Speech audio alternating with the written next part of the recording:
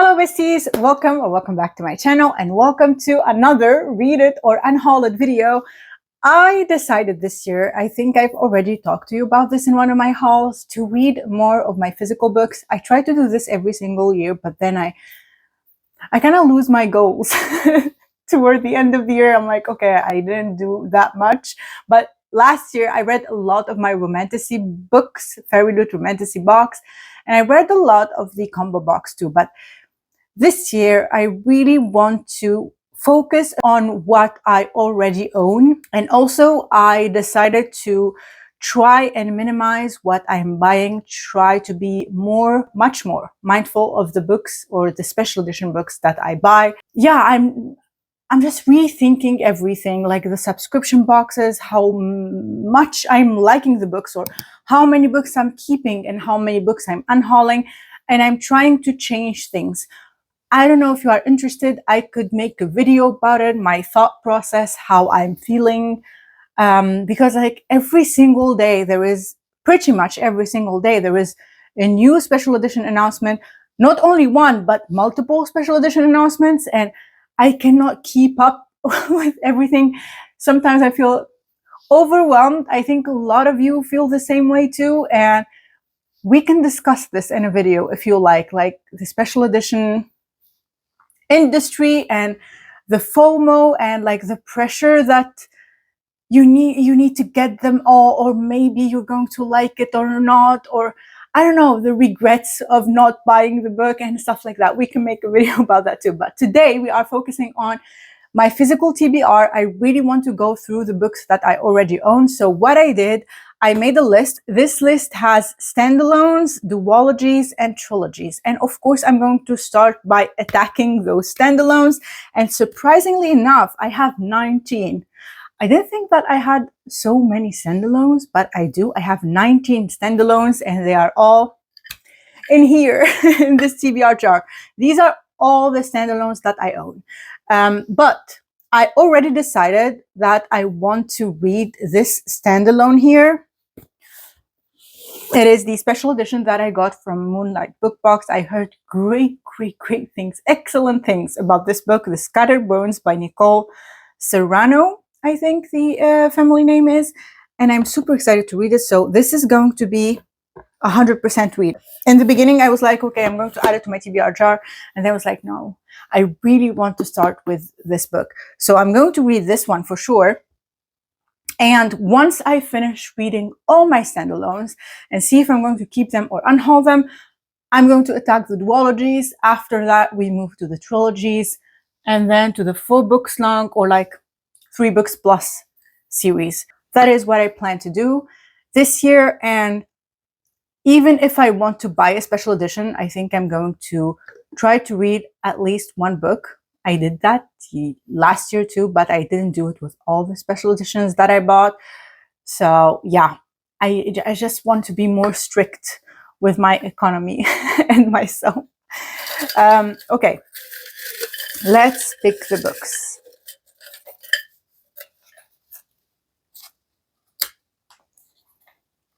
I was so scared of getting this book. I don't know why, because it's a thick one.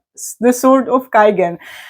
I have promised you that I was going to read it last year. I said I'm going to. This is on my priority, and it just didn't happen. That's why I added it to this TBR jar, because it is a phenomenal book. But you have to be in that mindset that you are going to read a thick book with a pretty heavy, I believe, I don't know, world building. But everyone that read it last year, I remember it ended up on their top, if not the first top book, their favorite read of 2025. So and I also own this. I mean, you see it every day here in my videos. This is the Page and Wick special edition, and I really need to know if I want to keep this or not. It is hand signed, and it is a beautiful special edition. So I'm going to attempt to read it, because I also decided that I want to DNF more books. I don't usually DNF a lot, if any, but I'm like, if my attention is not grabbed by the 10th chapter, or like between 10 and 15 chapters, depending on the length, of the chapters, then I mean, is it worth it to continue on with the book? I don't know. Maybe sometimes.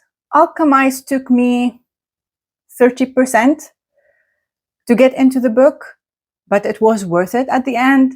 So maybe it is worth it to give it a shot, like be patient a little bit. 30% I think is a good amount of reading, I think. What do you think? Okay, Sword of Kaigen. This is a thick one, so we will see. I'm happy that the other one is quite short.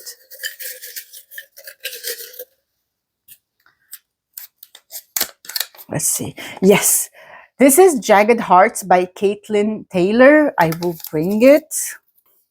There it is. I was. These are two standalones. They are not related in any way, shape, or form. This is the fake rate. It was an event exclusive, and they got spares or extras on the website, and I got it. These two books, but I got this one, Jagged Heart. This is, I think, a sports. Yes, dark college sports romance. So excited about this. I'm going to keep it after the Sword of Kaigen, just because I'm 100% sure that I will need something lighter. I think this is going to be the perfect read. And yeah, maybe I will add another book. We will see, but I will get back to you once I finish them. And mission accomplished. Not only that, I also read Graves by Katelyn Taylor, and I will tell you all about them. But first, let's start with the Sword of Kaigen right here. This is you can say a military fantasy set in a village that is on a mountain cliff. And it is basically a society of powerful fighters. They have been trained their whole lives, and they train future generations too to become these powerful fighters for the Kaigenese Empire. And our main characters can wield elemental magic, or everyone in this book can wield some kind of elemental magic, but our characters wield water and ice. And mainly the book is about motherhood, duty, women, friendship, and loyalty. And then they get attacked by people who also wield some kind of power. And the story starts from there. I didn't know that the book would focus more on the mother, 𝗟𝗏𝘁, in the story. I didn't read the synopsis. I went into it blind. And yeah, she's the main character, you can say, of the story. I didn't know that when I went into it. And I ended up giving it 4 stars because emotionally, this book delivered. It was powerful, it was painful, and I completely understand why people fell in love with it. But I did have some issues with it. That's why I only gave it 4 stars. I had some issues with the pacing. The story peaks, it takes off very slowly with a lot of world building. Some of it we didn't even use later on, but I think this is going to be a series. Maybe the author planned it like that. But like, it takes off slowly. It peaks in the middle of the book. I really enjoyed the middle. But then the rest feels like a very long emotional aftermath. It wasn't boring exactly, but the pacing was unusual. And then we need to talk about Takaro, who is Misaki's husband, because no, hell no. Just, it's a no for me. I know the book is trying to give him some kind of arc, but for me, personally, I wasn't buying it. He was just horrible. Cruel, horrible, weak. And honestly, Misaki deserved so much better. She's the heart of this book. She carried so much pain, so much strength and emotional weight. And I was just sitting there like, please, someone save this woman. Because, I mean, she's strong. She's really strong. But the things she went through, oh my God. And yeah, the husband, no. I'm absolutely not joining the Takaro Redemption Club. No way. So yeah, I enjoyed this book. It was a chunker. It was, as I said, quite a bit of world building, especially in the beginning. A lot of things that you don't need to memorize, trust me. But it didn't wow me like everyone else. I don't know why. It touched me. It was very emotional, as I said, but I gave it 4 stars because of the pacing and like the extra world building. But if you are going to continue on with the series, I am not. I'm going to, even though I read this and gave it 4 stars, the writing was excellent. I'm going to unhaul this. Yes, I'm going to unhaul it because I don't see myself continuing on with the series. That is why. And I don't see myself rereading this book. So yes, it was a good book and I'm saying goodbye. Goodbye.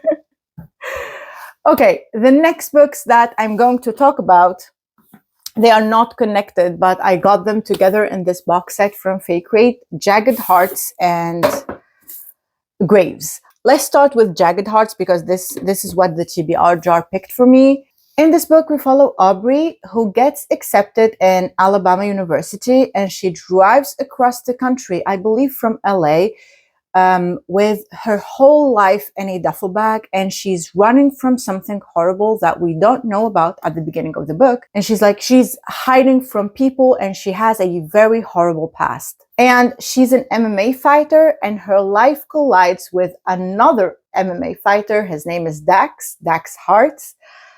And the story starts from there. He's like you can say an MMA fighter, local celebrity.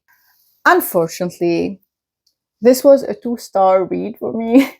I expected, because of Dax, I expected tension, intensity, and an addictive romance, you know, and the setup had so much potential. It was there, but the execution didn't work for me. The writing itself made it so hard for me to connect with the story, but what brought the book down for me even more was the FMC, Aubrey. I struggled with Aubrey because there were so many moments where she gave up that I'm not like other girls energy, you know, the pick me energy. It was even in the beginning of the book when she was talking about her annoying long eyelashes, but I brushed through it or past it. I was like, okay, I'm not going to stop here. I know some people, I saw their comments on Goodreads and I saw some people DNF the book because of that sentence. But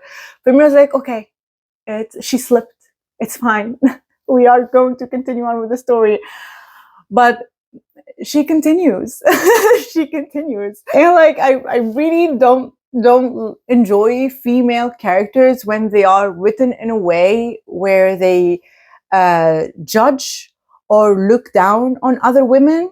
And Aubrey, definitely, she does it. She does that multiple times. And let's talk about Cole. The poor guy, he had like a very big crush on her and she was giving him hope. And yeah, while knowing 100% that she's not that serious about him or she's not interested in him in that way, she liked him as a friend and not something more.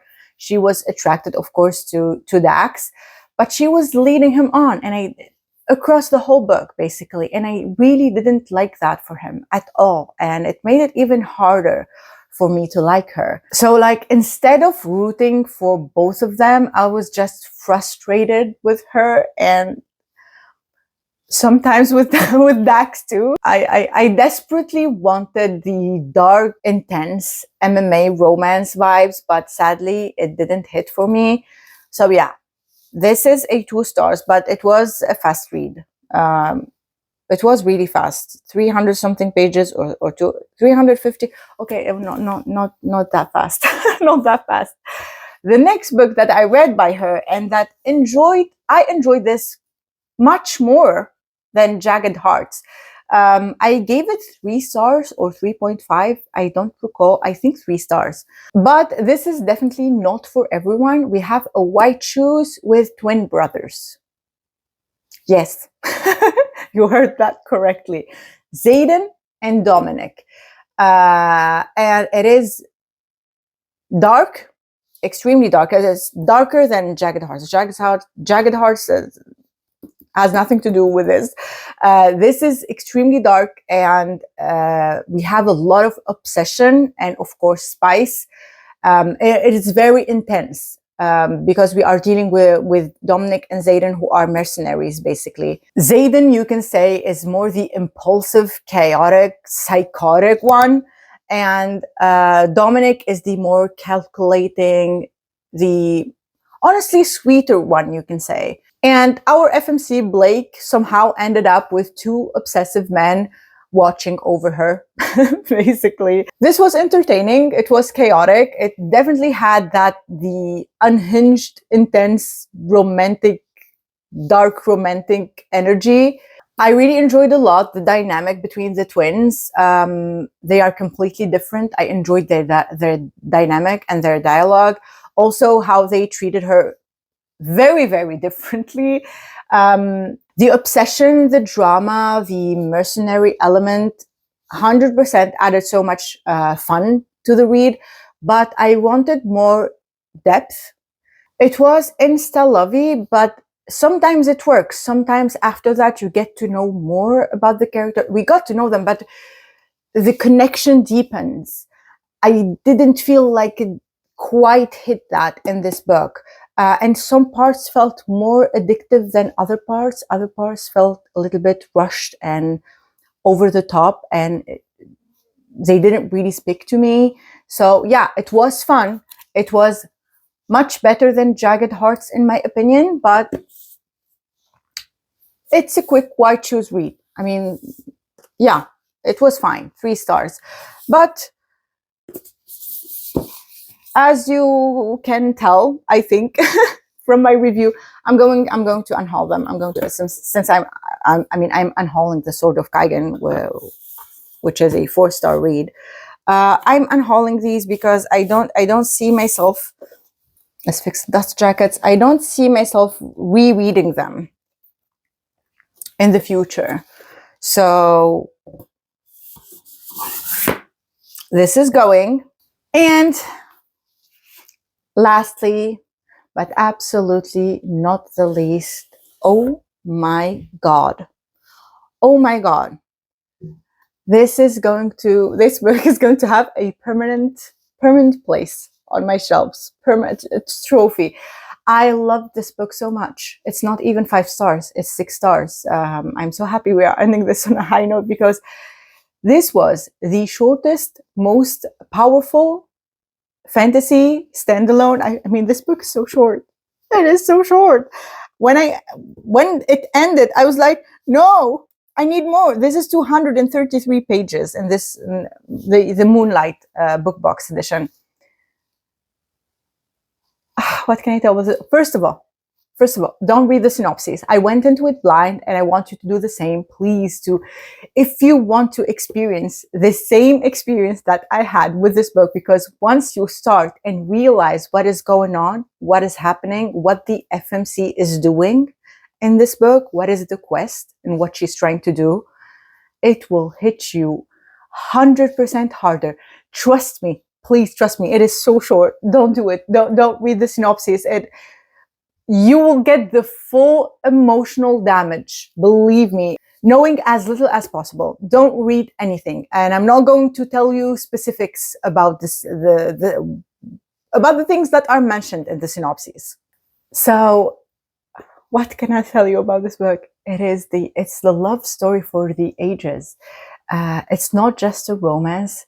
It is grief, love, of course, and pain, and sacrifice, and hope, all wrapped into one of the most beautifully told, emotional love stories ever.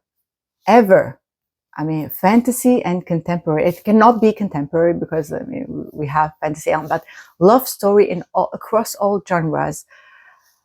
I love them. I love the connection between these 2 protagonists.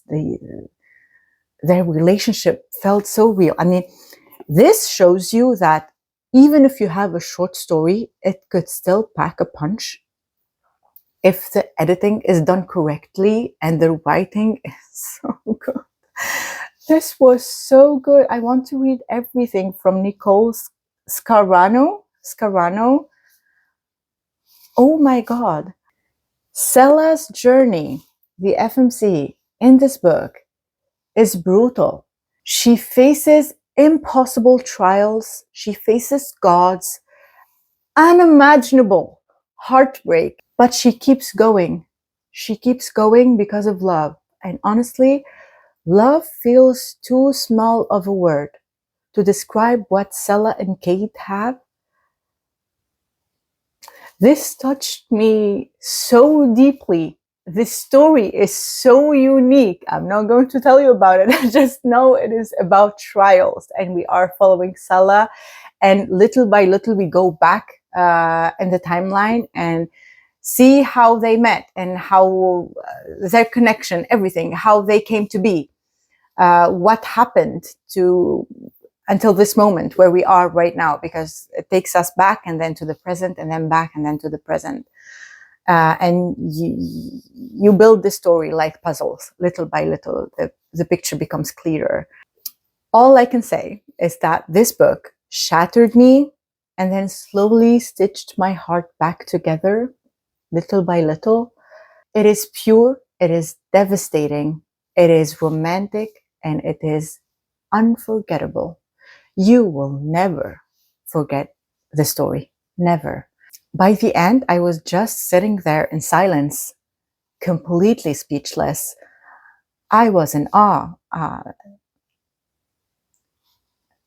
To be this short, to pack this much emotions, I was totally in awe. This book gets infinite stars from me, not just 5, infinite, all the stars in the world. I cannot tell you how much I love this book. This is, you can say this is my top read of the year. If we are categorizing in the fantasy genre or across all genres, this is my top read. This was so good. And what made it even more phenomenal and more impactful and powerful is that it is 233 pages. This is not a 700-page story. This is not a tome. It's a novella length. And I don't know how she did it, honestly, but she did. I need more books in this world, and I really, I'm begging Nicole to write more about 𝗟𝗲 and Kate. I need to see them again. It was so good. Of course, this is, as I said, permanent place on my shelves. I'm never going to get rid of this book, and this special edition is absolutely beautiful. Let me show you the art inside.